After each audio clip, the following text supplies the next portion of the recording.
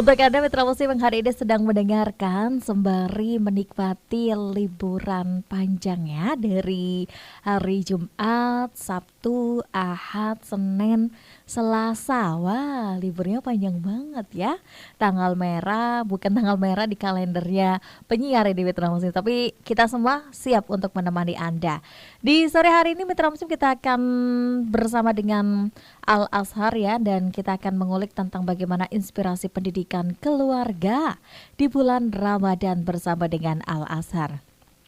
Tentunya mitra muslim ya, kalau ngomongin soal Ramadan ya, di bulan Ramadan ini bulan penuh dengan keberkahan ya, menjadi momentum istimewa untuk memperkuat inspirasi pendidikan keluarga bersama Sekolah Al Azhar yang senantiasa menanamkan nilai-nilai keislaman, kedisiplinan dan akhlak mulia dalam setiap aktivitas pembelajaran.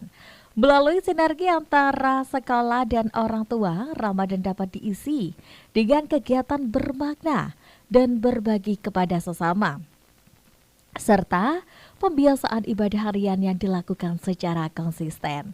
Pendekatan pendidikan yang terpadu ini tidak hanya membentuk kecerdasan akademik, tapi juga memperkuat karakter spiritual dan emosional anak, sehingga keluarga menjadi madrasah pertama yang selaras dengan visi pendidikan Al Azhar dalam mencetak generasi beriman, berilmu, dan berakhlak mulia.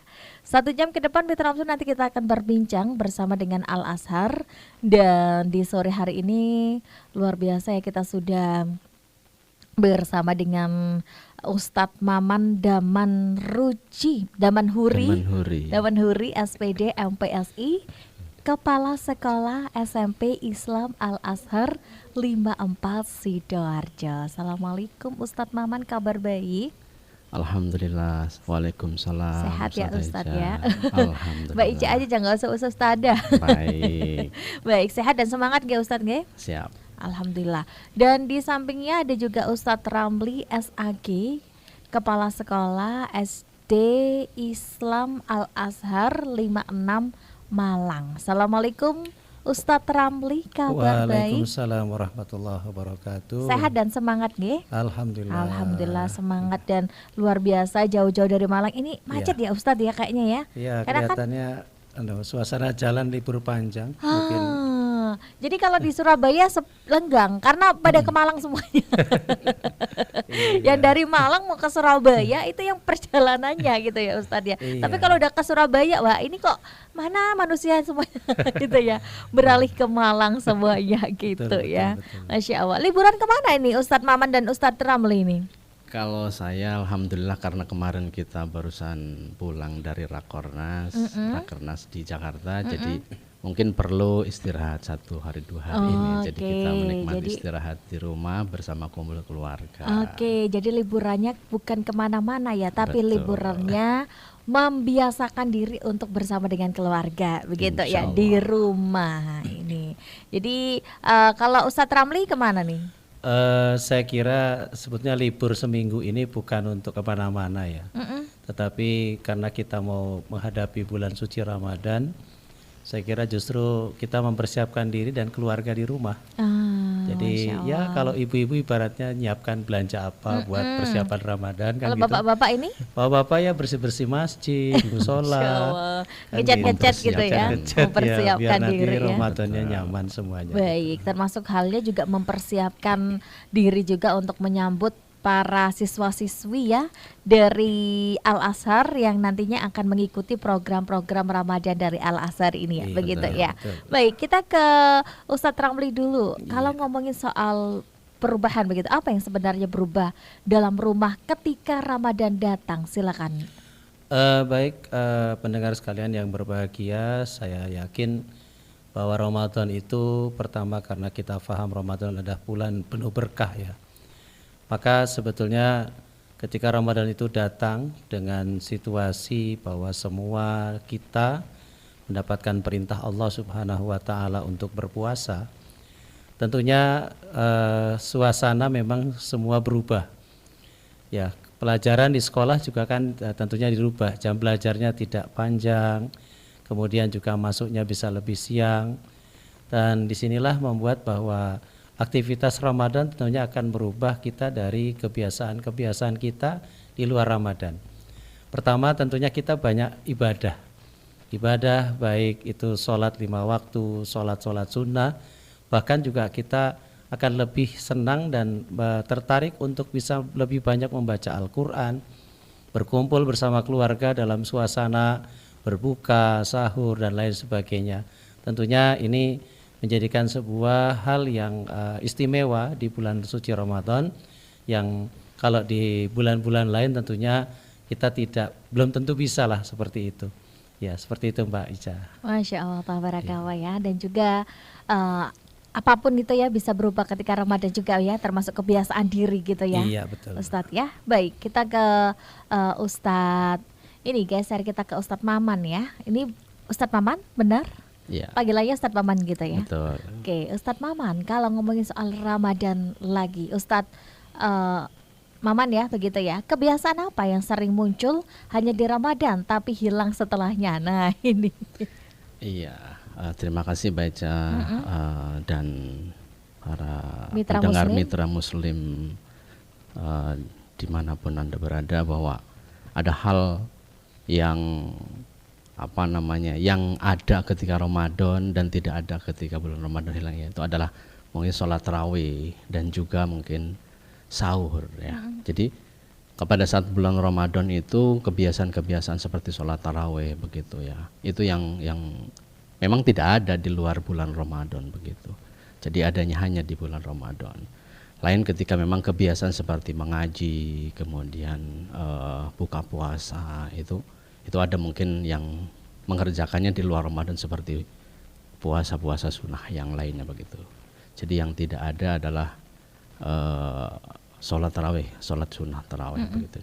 Baik, kita ke Ustadz Ramli lagi ya. Dan juga kalau ngomongin soal Ramadan, ini kan waktu yang istimewa gitu ya, bulan yang suci dan waktu yang terbaik membenahi pola pendidikan keluarga. Bukan begitu Pak? Saya kira sangat betul Mbak Ica, bahwa Ramadan ini adalah momentum kita sebetulnya untuk merajut kembali rasa kekeluargaan kita, jadi kebersamaan kita di dalam keluarga. Karena tentunya di bulan Ramadan kita akan banyak berkumpul, ya pastinya banyak waktu bersama keluarga. Biasanya kan di saat berbuka puasa, kadang-kadang malah sebelum berbuka puasa kita sudah berkumpul ya di meja makan bersiap-siap. Kemudian juga di saat sahur, kemudian di waktu-waktu lain, karena memang kita tentunya baik orang tua, anak akan lebih banyak di rumah. Ya, waktu-waktu bekerja kita kan juga sudah dikurangi ya. Dengan harapan bahwa memang ini jadi porsi untuk menambah kekhusyuan ibadah kita, menambah porsi untuk kebersamaan kita dalam keluarga. Maka ini momentumnya luar biasa Mbak Ica. Masya Allah, tabarakallah. Dan momentum ini tidak boleh disia-siakan ya, terlebih lagi betul. untuk para siswa-siswi yang ada di Al-Azhar. Ini ya, Al-Azhar di Malang, Al-Azhar Malang, Al-Azhar Sidoarjo juga begitu ya. Iya. Baik, nanti mungkin ya Mitra Muslim kita akan di sesi kedua kita akan bahas tentang Ramadan juga, tentunya orang tua, apalagi kalau ngomongin soal orang tua sebagai madrasah pertama di bulan Ramadan juga begitu ya Ustadz ya. Dan nanti kita akan bahas gitu ya bagaimana peran orang tua ini yang sangat krusial gitu ya terhadap pembiasaan diri anak-anak agar mereka lebih terlatih lagi begitu ya. Karena kan meskipun anak-anaknya sudah disekolahkan yang bagus misalnya ya, tapi orang tua tidak support di rumahnya sama aja ya begitu ya Ustadz ya.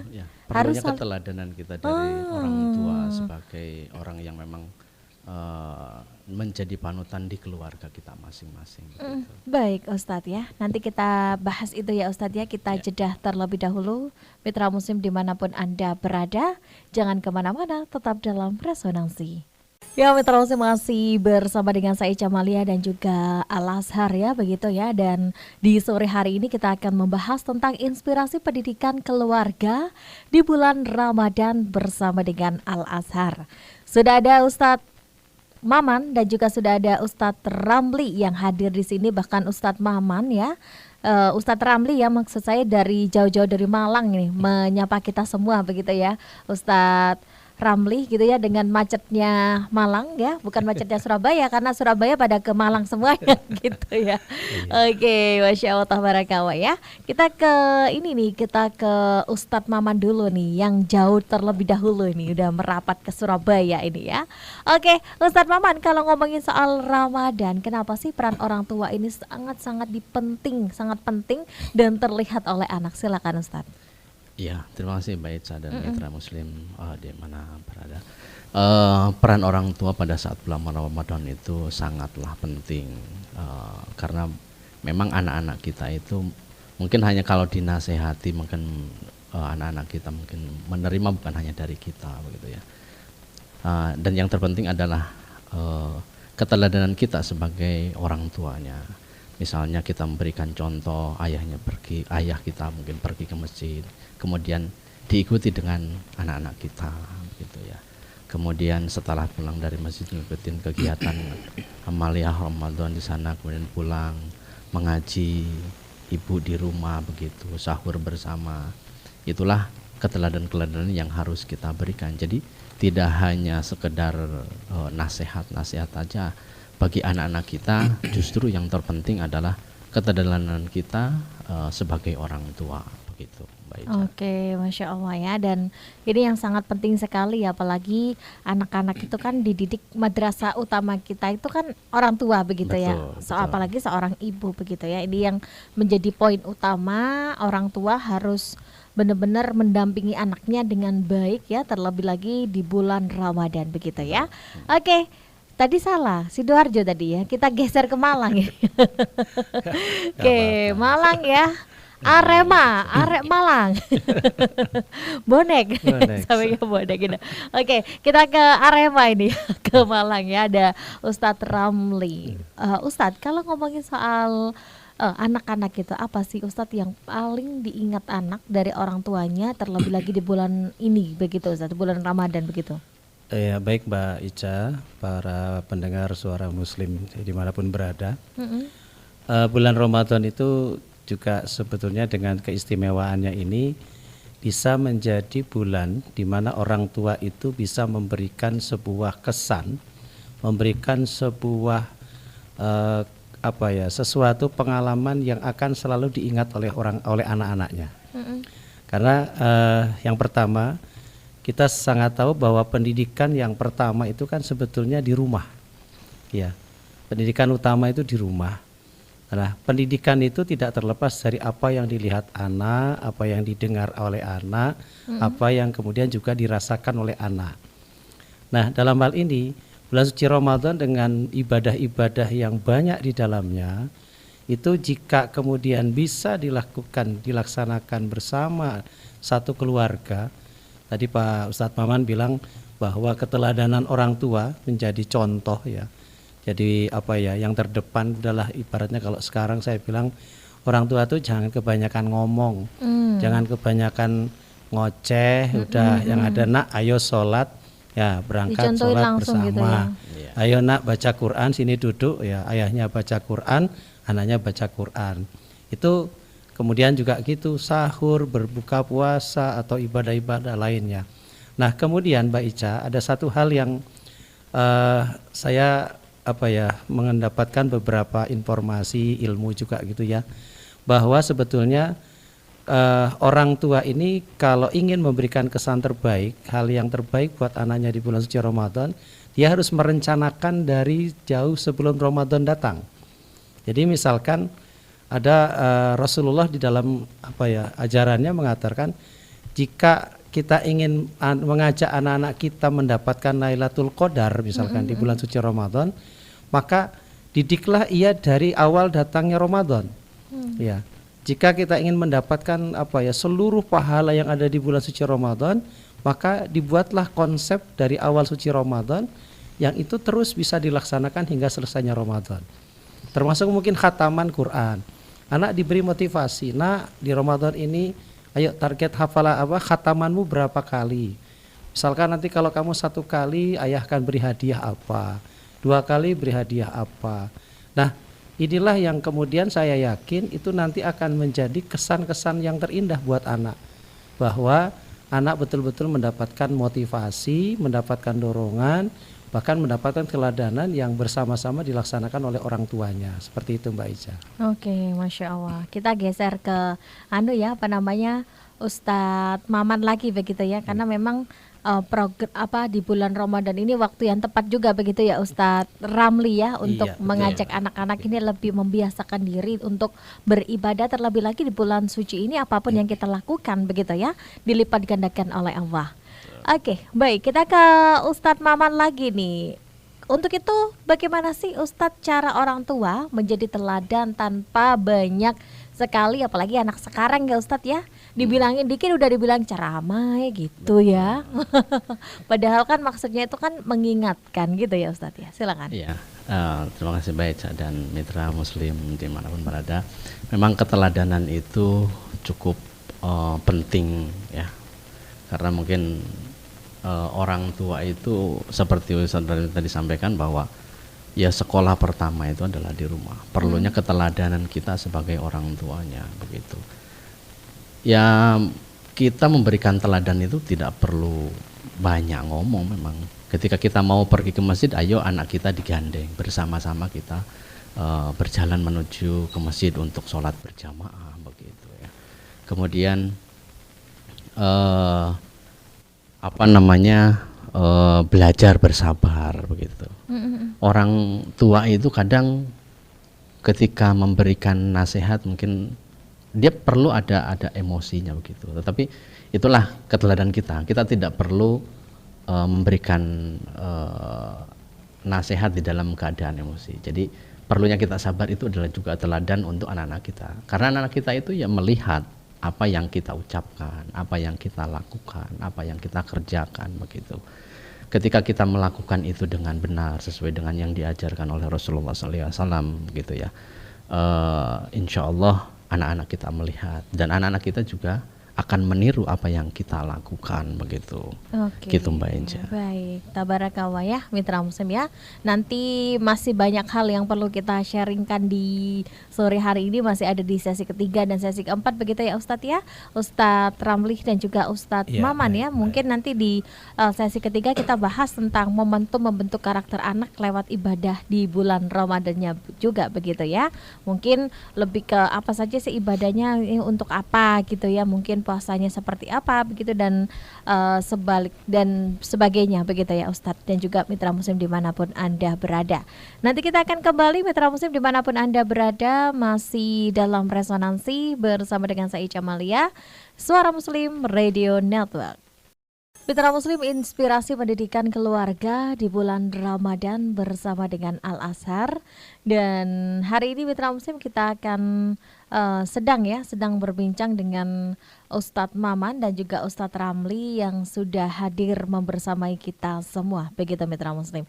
Baik, kalau tadi kita di sesi kedua, bagaimana kita melihat bahwasanya peran orang tua ini sangat krusial banget ya, terlebih lagi untuk anaknya, perubahan anaknya, terlebih lagi di bulan suci Ramadan. Dan di sesi ketiga ini ya Mitra Muslim, kita juga bagaimana membentuk karakter anak lewat ibadah Ramadannya, ini juga masih ini ya tentang orang tua dan juga para gurunya begitu ya. Nah, kita ke Ustadz Ramli terlebih dahulu, yang paling jauh dulu gitu ya, Malang. Malang, apa oleh-oleh Malang ini Ustadz Ramli? Oh, oleh-oleh Malang banyak. Makanan khas Malang apa nih?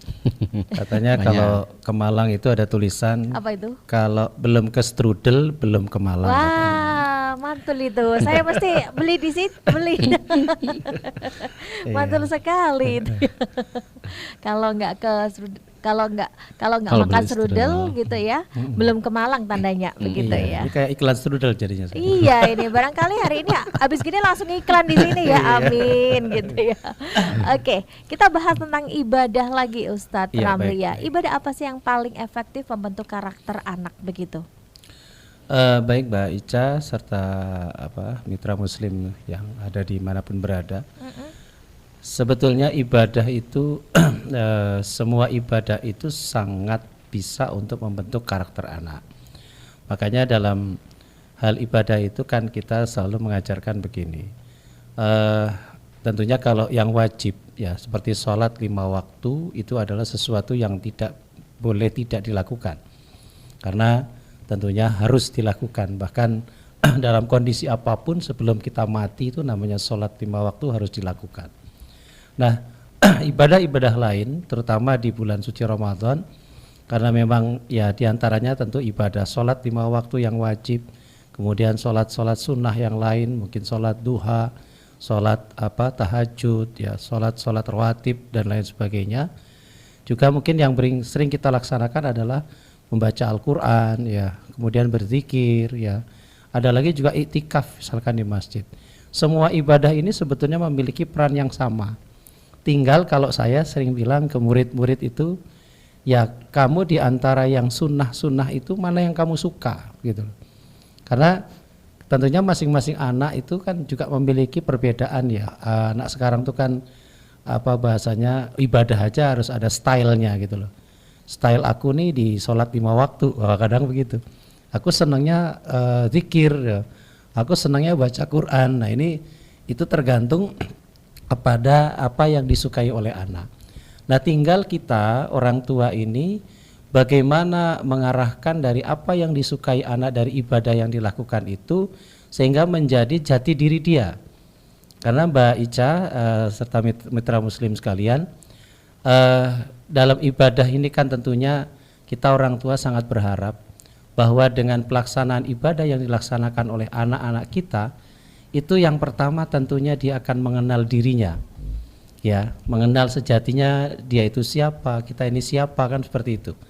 Sehingga kalau sudah mengenal dirinya pastilah dia akan mengenal Tuhannya. Nah kalau sosok anak-anak kita sudah bisa mengenal betul siapa dirinya, mengenal siapa Tuhannya, kita yakin pasti anak-anak kita bisa melaksanakan ibadah-ibadah itu dengan baik dan khusyuk. Yang selama ini terjadi jujur saja bahwa kesulitan kita sebagai guru, sebagai orang tua itu adalah menanamkan itu, bahwa anak-anak kita tuh ya ibadah hanya sekedar hafalan, ibadah itu hanya sekedar pokoknya dilaksanakan selesai, baru atau zimmah saja, pokoknya lepas tanggung jawab, tapi belum menyentuh kepada hatinya, belum menyentuh kepada pikirannya. Nah sehingga ini yang menjadikan tentunya PR buat kita semua. Nah bagi kami di Al-Azhar khususnya itu betul-betul yang pertama kita tanamkan adalah bagaimana menjadikan anak-anak ini mengenal sejatinya siapa diri mereka sesungguhnya, dan kemudian dengan begitu dia bisa mengenal siapa Tuhannya. Demikian Mbak Ica. Baik, tepat sekali ya, siapa dirinya gitu ya, baru mengenal siapa Tuhannya, begitu ya. Karena memang apapun itu dari diri sendiri gitu ya, yang bisa mengkontrolnya juga begitu ya. Baik, kita ke Ustadz Maman ya, bagaimana kira-kira mengajak anak itu untuk berpuasa tanpa paksaan. Ya, kalau zaman sekarang Ustadz ya, kita berupaya untuk anak-anak ini puasa, ayo puasa, dipaksa puasa gitu. Ternyata di belakang kita mokel rata-rata gitu. Anak sekarang ya Ustadz ya. Nah ini gimana ini Ustadz? Biar mereka itu dengan sadar sendirinya gitu. Apapun ibadah kalau dilakukan dengan hati yang tidak terpaksa itu kan biasanya lebih bisa dinikmati ibadahnya, begitu ya Ustaz. Ya, silakan. Ya, terima kasih Mbak Aca dan mitra muslim dimanapun berada. Ada beberapa hal mungkin yang perlu kita sebagai orang tua, bagaimana mengajarkan puasa itu supaya tidak dalam paksaan begitu ya. Tetapi itu semuanya muaranya ada seperti yang tadi sudah Ustaz Dalam disampaikan, bahwa kita harus mengenal diri kita. Kita kita diciptakan untuk apa yang harus kita kerjakan, dan nanti akhirnya mau kemana. Sehingga dari itu kita akan memahami, oh Tuhan kita itu seperti ini, tanggung jawab kita seperti ini. Ada beberapa hal mitra muslim di mana berada, ada beberapa hal mungkin yang bisa kita lakukan di dalam mengajarkan puasa dengan tidak paksaan. Yang pertama adalah dengan metode puasa bertahap. Ya mungkin pada saat waktu kita kecil mungkin kita masih ingat semuanya ya. Kita diajarkan orang-orang tua kita dulu bahwa puasa beduk namanya, atau puasa jam 10. Setelah itu ya makan seperti biasa begitu ya. Jadi metode bertahap ini cukup bagus untuk diajarkan kepada anak-anak yang memang masih belajar puasanya dalam tahap belajar begitu. Kemudian yang kedua mungkin adalah kita menjadi teladan, tunjukkan bahwa puasa ini adalah ibadah yang menyenangkan, sehingga anak-anak itu lebih meniru kebiasaan kita sebagai orang tuanya terhadap perintah Allah Subhanahu wa taala begitu. Yang ketiga adalah menjelaskan dengan bahasa yang sederhana. Jadi kalau kita menceritakan dongeng bagaimana seseorang yang memiliki amalan ibadah puasa begitu ya, itu akan lebih mengena. Oh, ternyata puasa itu punya punya apa namanya, efek atau dampaknya tersendiri ketika kita memang mengamalkan ibadah puasa seperti itu. Kemudian libatkan anak-anak kita di dalam kegiatan Ramadan. Ajak anak-anak kita menyiapkan seperti menyiapkan sahur, kemudian milih menu buka puasa seperti yang sudah tadi Ustaz Ramli sampaikan, bahwa ajak anak-anak kita, ayo kita hari ini mau buka puasa apa, sehingga itu adalah memotivasi anak-anak kita di dalam menjalankan ibadah puasa ini dengan senang hati, dengan tanpa paksaan begitu. Kemudian yang selanjutnya adalah mengapresiasi pencapaian apa yang dilakukan oleh anak kita. Kadang anak-anak itu sama seperti kita orang dewasa, perlu mungkin sedikit pujian atau apresiasi bagaimana apa yang sudah dilakukan. Misalnya puasa sebeduk kita apresiasi, puasa seasar kita apresiasi, puasa maghrib kita apresiasi. Bahkan kalau puasanya mungkin full 1 bulan penuh, kita apresiasi. Itu akan memberikan efek positif bagi anak-anak kita. Kemudian yang selanjutnya adalah mengalihkan rasa lapar. Kadang ketika kita mungkin ada anak-anak kita sedang melaksanakan puasa, kadang yang dipikirkan kok lama banget begitu untuk sampai kepada maghrib begitu ya. Nah, itu kita harus memberikan mengalihkan rasa lapar itu dengan sesuatu hal yang positif, misalnya membaca buku cerita atau mungkin bermain atau hal-hal yang lain yang bisa mengalihkan dari rasa lapar itu untuk supaya tidak ingat bahwa kalau kita sedang puasa begitu. Kemudian ada satu hal lagi, yaitu adalah tadi ya, menyiapkan makanan favorit yang anak-anak kita inginkan. Itu mungkin beberapa hal yang mengajak anak-anak kita puasa dengan mungkin tidak dengan paksaan. Lebih bahagia mungkin. Begitu, ya, lebih bahagia Ustaz, ya? menikmati ibadah puasa ini begitu. Baik. Dan juga kalau ngomongin soal aktivitas puasanya gitu, kita ke Ustadz Ramli lagi boleh nggih? Iya. Ke Malang lagi gitu ya. Ke aktivitas Ramadannya apa yang paling berdampak di jangka panjang ini Ustadz Ramli? Baik Mbak Ica, saya kira kembali tadi ya, bahwa kegiatan apa, ibadah apa yang akan sangat berdampak panjang kepada anak-anak kita itu tentunya kembali tadi bagaimana kita bisa menanamkan ibadah-ibadah itu, kegiatan-kegiatan itu dengan sebaik-baiknya. Jadi buatlah bahwa ibadah itu bisa diterima oleh anak baik secara pemahaman, apalagi bisa secara keyakinan. Ya, wah ternyata sholat 5 waktu itu asik ya, wah ternyata buka puasa itu asik ya, wah ternyata, nah itu kalau sudah muncul di dalam diri anak-anak kita bahwa dia senang dengan apa yang dilakukan dari semua ibadah-ibadah itu, saya yakin nanti pasti akan sangat berkesan ya. Yang mungkin biasanya maaf nih, misalkan anak-anak kita sulit sekali untuk bangun malam, apalagi sholat tahajud, tapi dengan kebiasaan Ramadan karena harus makan sahur ya, mungkin awalnya dipaksa kadang sampai digendong gitu ya untuk bangun. Bahkan kalau kami di Al-Azhar itu di Malang, karena ada pondok Ramadan Mbak Ica, itu anak-anak kelas 1-2 kan ikut pondok Ramadan itu kadang-kadang sahur itu ya sampai guru-gurunya itu nyuapin gitu loh ya. Nggak apa-apa kita mengajarkan anak ya, pertama dengan hal seperti itu, tapi kemudian hari kedua, ketiga, keempat sampai berikutnya mereka akan merasa ternyata enak ya ibadah seperti ini. Nah inilah saya yakin nanti ibadah apapun tentunya kembali kepada tadi yang di awal saya katakan, karena ibadah itu kan tergantung hobinya anak. Kalau saya katakan kita tidak ingin memaksakan nak semuanya harus baik ibadahnya, nggak bisa ya. Tentunya Yang pertama, sholat 5 waktu ini yang utama. Yang kedua, mungkin di antara sunnah-sunnah ibadah yang lain yang dilakukan di bulan Ramadan, itu bisa nanti anak itu punya kesan yang terbaik di antara ibadah yang dilakukan. Mungkin ada yang senang sahurnya, ada yang senang tarawihnya, ada yang senang, bahkan ada yang lucu kadang-kadang. Apa yang paling kamu senang? Itu Mister jalan-jalan habis subuh, habis sholat subuh. Nah itu malah ya saya pikir ibadah juga kan, dia apa jalan bersama temannya silaturahmi kan itu juga ibadah juga begitu. Demikian Mbak Ica. Baik, Masya Allah. Bunda Ainur, Mbak Kartika, Bunda Tati juga menyapa di sore hari ini. Ummu Khalid juga menyapa, terima kasih juga menyapa di sore hari ini, memberikan semangat begitu untuk kita semua menyambut bulan Ramadan. Baik, kita jeda terlebih dahulu ya Ustadz dan juga mitra muslim dimanapun Anda berada. Di sesi terakhir ya masih ada kesempatan untuk Anda begitu ya mitra muslim untuk mengenal lebih jauh tentang SMP Islam Al Azhar dan juga SDIA 56 Malang begitu yang ada di Malang. Nanti kita akan kembali tetap dalam Suara Muslim.